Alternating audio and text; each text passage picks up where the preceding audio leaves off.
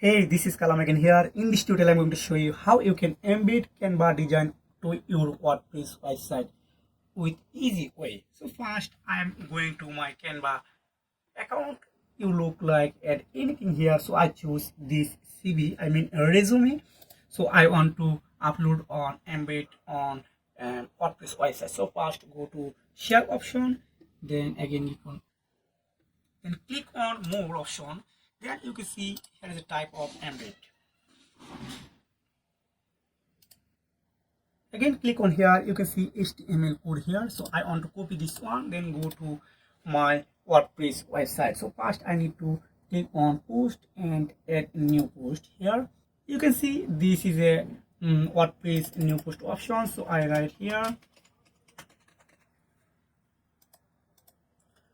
option. So now here are type HTML. Just click on here, then paste your HTML code. So I want to click on publish, then again click on publish. When you click on publish, you need a view post. Just click the icon. You can see this is resume I already added on my WordPress website in less than 1 minute. Wow, this is really nice and attractive. So you can add anything here, any design here WordPress website. This is the same method. So if you have found this video helpful, please like and subscribe this channel.